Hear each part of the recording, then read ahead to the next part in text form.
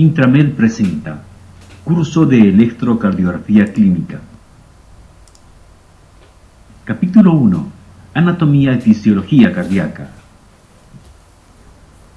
El examen clínico cardíaco consta de al menos 4 puntos muy importantes. La anamnesis, en la cual se va a investigar la historia de la enfermedad. El examen clínico, que nos sirve para identificar los signos que el paciente pueda presentar en ese momento. El electrocardiograma y las placas de tórax, generalmente una posterior anterior y algunas veces una radiografía de tórax con visión lateral. En la imagen vemos a la izquierda una placa de tórax posterior anterior y a la derecha una placa de tórax con visión lateral. No obstante, nuestro tema de estudio en esta oportunidad es estudiar el sistema de conducción, la anatomía relacionada con ella y de cómo finalmente se generan las ondas del electrocardiograma que en este curso vamos a estudiar. Como se ve en la imagen, el sistema de conducción está compuesto de el nódulo sinusal, los haces internodales, la unión auriculoventricular, el haz de His, que luego se divide en 2 ramas, una rama derecha y otra izquierda, y finalmente el sistema de Purkinje, que está en contacto con el miocardio ventricular. Acá vemos ahora la relación que le corresponde a cada porción. Cuando el nódulo sinusal se active, empezará un ciclo cardíaco. Luego se continuará con la actividad auricular, la contracción auricular, para favorecer un mejor llenado ventricular, y luego veremos la onda que corresponde a la contracción ventricular. En el gráfico podemos ver la relación que existe entre el ciclo cardíaco mecánico, el electrocardiograma, el fonocardiograma y 3 curvas de presión intracardíaca. El ciclo empieza en un momento cuando se contraen las aurículas. Esto permite que la sangre pueda pasar a los ventrículos. La contracción ventricular habrá de cerrar las válvulas auriculoventriculares, produciéndose el primer ruido. Fíjese cómo esta imagen corresponde a C. Cuando empieza la actividad ventricular, se produce el primer ruido cardíaco. Cuando la presión ventricular supera la presión arterial, ya sea pulmonar o aórtica, la sangre es eyectada hacia estas arterias.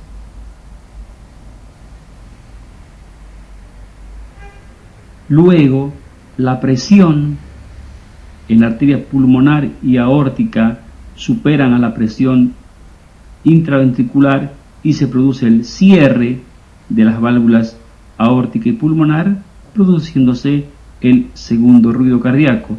Simultáneamente va llenándose de sangre la aurícula derecha y la aurícula izquierda para empezar un nuevo ciclo. Nódulo sinusal. El examen macroscópico de esta estructura nos revela que está localizado en la aurícula derecha, cerca de la región de los sulcus terminales, a nivel de la desembocadura de la vena cava superior, más prácticamente en la cara derecha de la vena cava superior. El nódulo sinusal mide unos 10 a 20 milímetros por 5 milímetros y se asemeja a una coma. El examen microscópico nos revela que tiene 3 grupos celulares, unas conocidas como células nodales o tipo P, que son las que tienen mayor actividad de marcapasos, otras que están casi rodeando a la primera, son las células transicionales o tipo T, y las otras que están un poco más en la periferia del nódulo, llamadas células auriculares, que guardan semejanza con las células auriculares del miocardio auricular. El nódulo sinusal puede ser reconocido en un embrión ya a las 11 semanas, generando en él la actividad rítmica del corazón. La función del nódulo sinusal es que es el marcapasos natural del corazón. En esta estructura se inicia el ciclo cardíaco y la razón es porque tiene la capacidad de despolarizarse en forma espontánea a una velocidad más rápida que el resto de las otras estructuras cardíacas. El nódulo sinusal está irrigado por la arteria a quien da su nombre y que proviene de la arteria coronaria derecha en más de la mitad de los casos. En un 40% puede nacer de la arteria circunfleja. El nódulo sinusal está ricamente inervado tanto por filetes simpáticos y por filetes de la cadena parasimpática. Haces internodales. Estos haces son vías preferenciales de conducción entre el nódulo sinusal y la unión AB. Aunque no reconocidos por todos, se reconocen al menos 3 haces entre estas dos estructuras. Uno que tiene una localización posterior, que es el haz de Torel. Otro es el haz de Wenckebach. Y acaso el más importante sea el haz de Bachmann, que desde el nódulo sinusal se extiende hacia el nodo auriculoventricular, pero un filete de este haz va hacia la aurícula izquierda. El examen microscópico de estos haces internodales revela que tienen semejanza a las fibras de Purkinje. Las aurículas se contraen al influjo de la activación del nódulo sinusal y por el estímulo de los haces internodales mediante la transmisión fibra a fibra.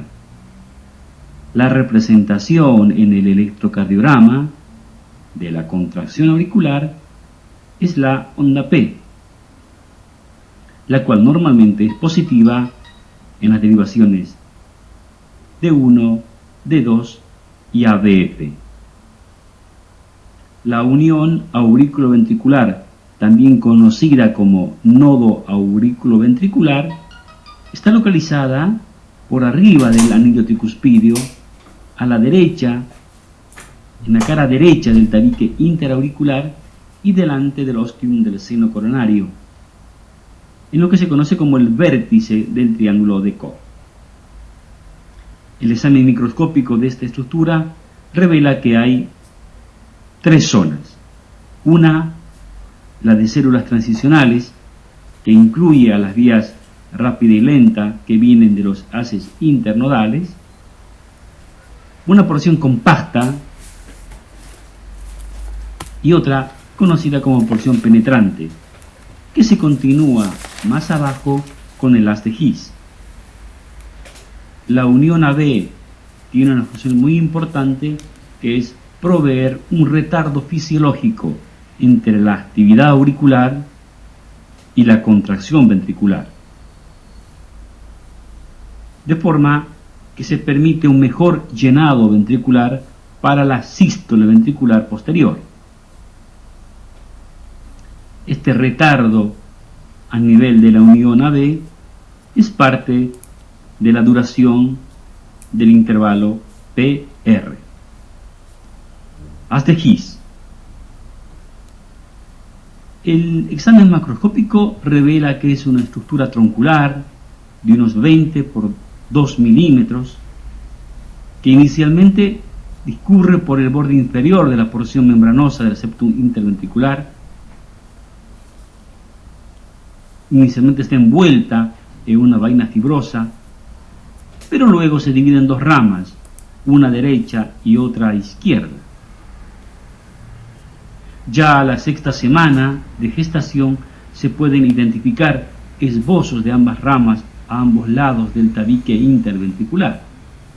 La izquierda se muestra como una estructura ramificada y la derecha como una estructura cordonal. El haz de Higgs y sus ramas están ricamente irrigados por la arteria coronaria derecha y coronaria izquierda. El tronco del haz de Higgs y el fascículo posterior izquierdo reciben su irrigación por las ramas perforantes de la descendente anterior y posterior. El fascículo anterior izquierdo y la rama derecha reciben su irrigación preferente por las ramas perforantes de la arteria descendente anterior. Normalmente, ambas ramas se activan en modo simultáneo, permitiendo que los ventrículos se contraigan sincrónicamente. La rama derecha mide unos 50 por 1,5 milímetros, discurre por la cara derecha del septum interventricular hasta la base del músculo papilar medial del ventrículo derecho o hasta la punta del ventrículo derecho. Y por la banda moderadora se extiende hasta el músculo papilar anterior. La rama izquierda tiene 15 por 4 milímetros. Luego se divide en dos fascículos, uno anterior que es delgado y otro posterior más grueso, los cuales se dirigen a la base de los músculos papilares. La rama anterior, el fascículo anterior al músculo papilar anterior y el fascículo posterior al músculo papilar posterior. El examen microscópico de las fibras de Purkinje muestra que está compuesto por células grandes, vacuoladas, con muy pocas miofibrillas y mitocondrias desordenadas. En esta porción del sistema de conducción, la velocidad de conducción es muy alta. Las fibras de Purkinje son las que finalmente van a estar en contacto con el miocardio ventricular al cual van a estimular.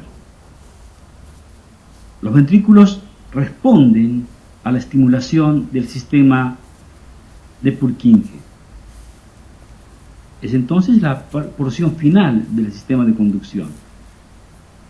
La contracción ventricular está representada por el complejo QRS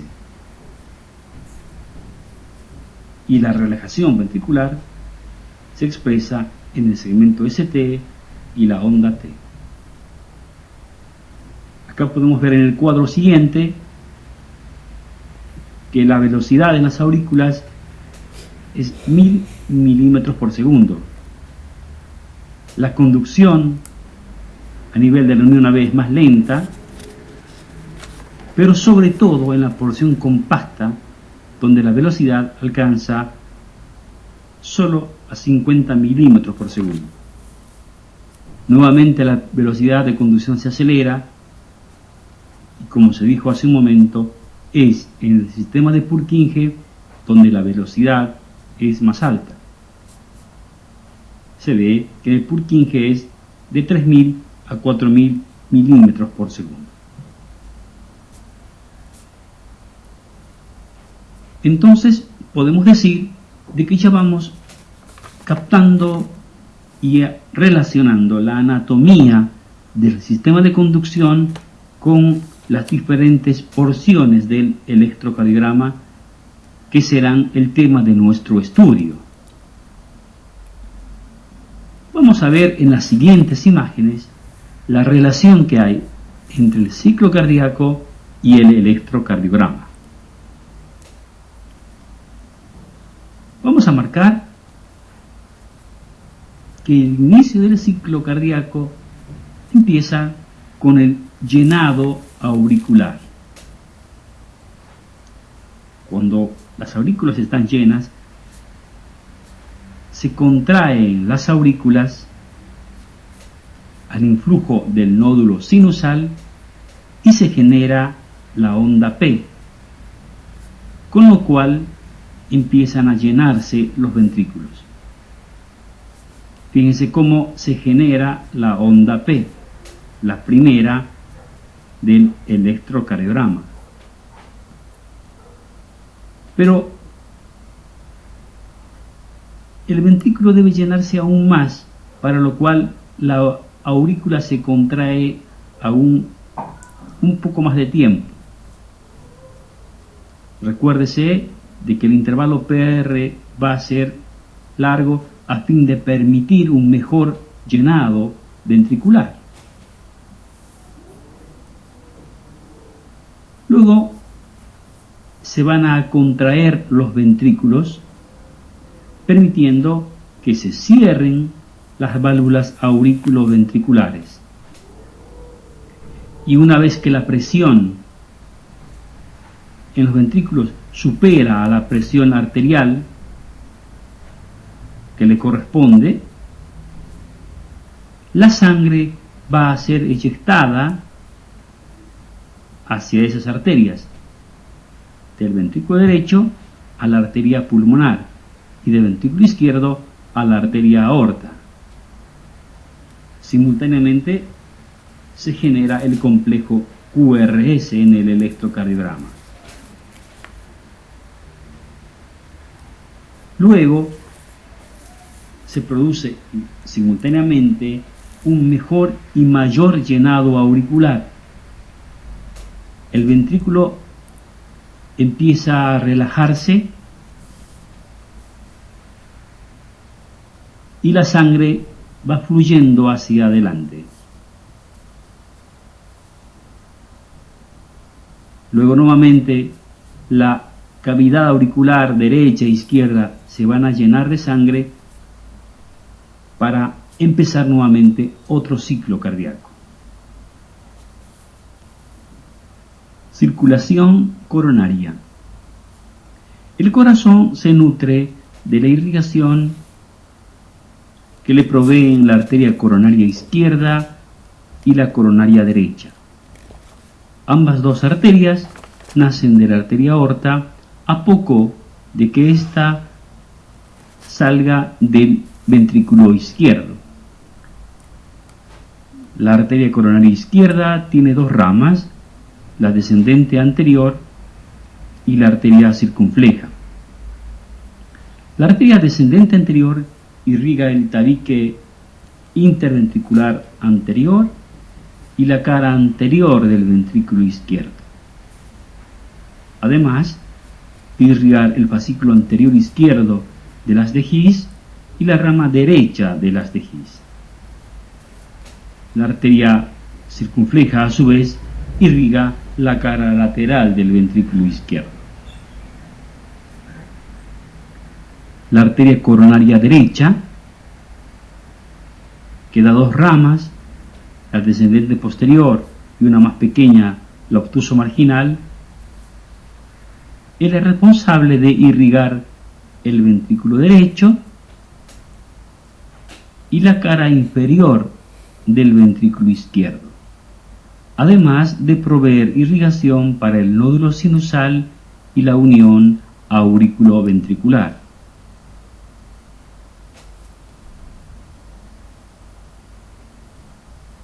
El corazón recibe inervación